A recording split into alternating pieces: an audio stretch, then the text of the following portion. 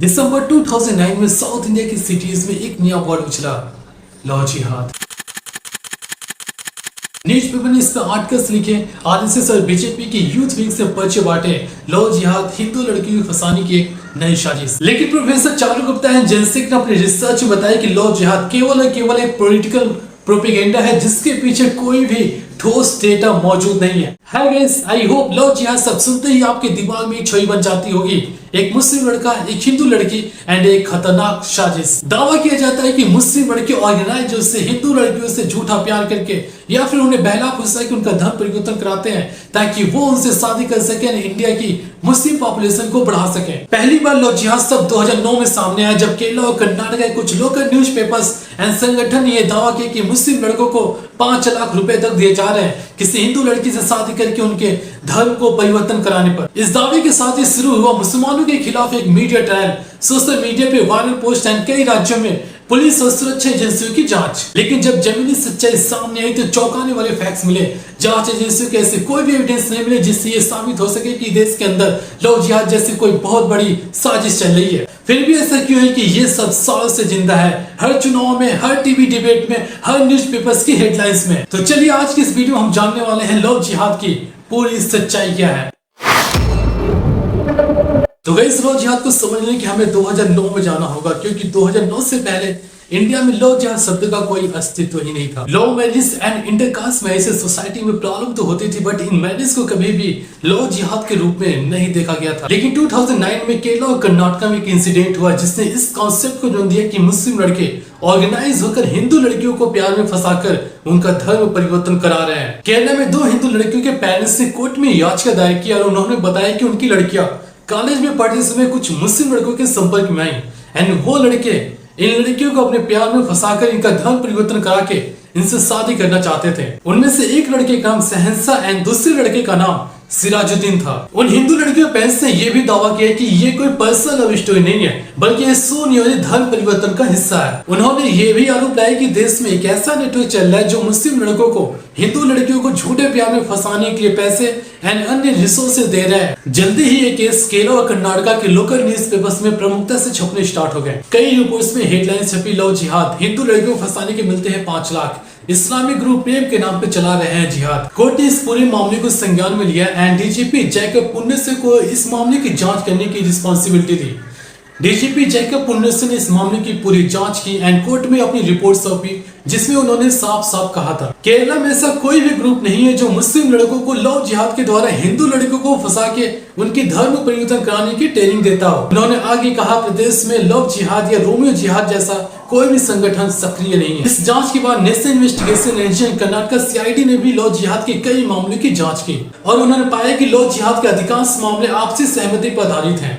उन्हें किसी भी प्रकार से जोर जबरदस्ती धर्म परिवर्तन कराने का कोई भी सबूत नहीं मिला। तो कई जांच एजेंसियों ने अपने इन्वेस्टिगेशन से बता दिया कि देश में लव जिहाद जैसा कोई नेटवर्क नहीं है, बट फिर भी आपको लगता है कि देश में लव जिहाद एक बहुत बड़ा मुद्दा है। तो मैं आपको बताना चाहूंगा कि देश में हर साल 1 करोड़ 20 लाख शादियां होती हैं। इन 1 करोड़ 20 लाख में से 1.2% यानी 1,44,000 शादियां हिंदू, मुस्लिम या फिर इंटरकास्ट होती हैं एंड इन 1,44,000 शादियों में से 0.7% शादियां यानी 1000 शादियां ऐसी हैं जिसमें देखा गया है कि लोग अपना धर्म परिवर्तन करते हैं। एंड इन्वेस्टिगेशन से पता लगा कि ये जो 1000 लोग अपना धर्म परिवर्तन करते हैं ये आपसी सहमति से करते हैं, इसमें किसी भी प्रकार का जोर या जबरदस्ती नहीं पाया गया। तो गाइस, इस डेटा से हमें पता लगता है कि हर साल देश में 1000 ऐसी शादी होती है जिसमें लोग अपना धर्म परिवर्तन करते हैं, वो भी अपनी आपसी सहमति के द्वारा। बट फिर भी अगर आपको ऐसा लगता है कि देश में लव जिहाद एक बहुत बड़ा मुद्दा है तो मैं बस आपसे यही कहना चाहूंगा, आप सच्चाई को मानना ही नहीं चाहते हैं, ना ही आप सच्चाई को देखना चाहते हैं, ना ही आप सच्चाई को समझना चाहते हैं। तो गाइस, चाहे हम कितना भी डेटा दिखा ले, जांच एजेंसी कितनी बार भी बोल दे कि देश में लव जिहाद जैसा कोई भी नेटवर्क एक्टिव नहीं है,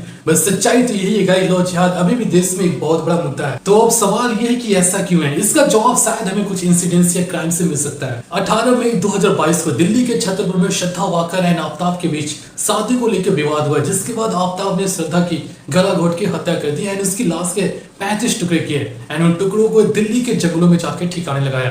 28 मई 2023 को दिल्ली के शाहबाद डेरी इलाके में 16 वर्षीय साक्षी की हत्या उसके प्रेमी साहिल खान ने चाकू और पत्थरों से हमला करके बेरहमी से कर दी। 19 फरवरी 2021 को नीतू की हत्या लई खान उर्फ सैफी खान के द्वारा कर दी जाती है क्योंकि नीतू ने लई खान और सैफी खान के शादी के प्रपोजल को मना कर दिया था। तो गाइस अगर आप डेटा देखेंगे तो ऐसे आपको बहुत से हत्याकांड मिल जाएंगे एंड इन सारे हत्याकांडों में एक चीज कॉमन थी, जितने भी हत्या आरोपी थे वो सभी के सभी मुस्लिम थे। तो गाइस देश में जब तक ऐसे हत्याकांड होते रहेंगे लव जिहाद का मुद्दा ट्रेंड करता ही रहेगा एंड इसमें आम लोगों की कोई गलती भी नहीं, क्योंकि देश के मीडिया एंड पॉलिटिशियन इन मुद्दों को लव जिहाद के रूप में ही लोगों के सामने प्रेजेंट करते हैं। लेकिन एक सच्चाई ये भी है कि इस तरह के हत्याकांड के आरोपी केवल मुस्लिम नहीं हिंदू भी है। जैसे सुल्ताना परवीन हत्याकांड, 23 वर्षीय सुल्ताना परवीन की हत्या उसके हिंदू हस्बैंड प्रीतम नंदी ने गला घोट के कर दिया था, जबकि उनकी शादी केवल 8 महीना पहले ही हुई थी। मेहनाज खान हत्याकांड, मेहनाज खान की हत्या उसके हिंदू हस्बैंड रमेश भवन लाल ने कर दी थी। एंड अगर आप डेटा देखें तो ऐसे आपको और भी बहुत से ज्यादा हत्याकांड मिल जाएंगे जिनमें आरोपी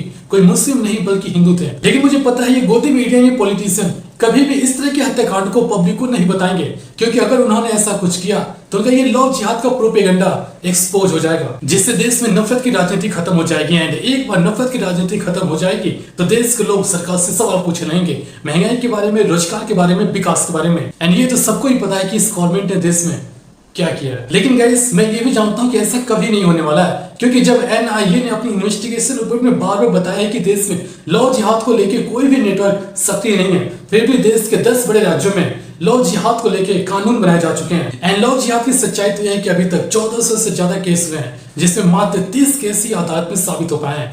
लगभग 97% मामले अदालत ने खारिज कर दिए हैं। तो गाइस ये डेटा देखने के बाद मुझे तो बिल्कुल भी नहीं समझ आ रहा है कि लव जिहाद कानून किस लिए बनाए गए हैं। कहीं ऐसा तो नहीं इस कानून का मकसद इंटरफेथ में इसको रोकने के बजाय मुसलमानों को, समझ गए ना।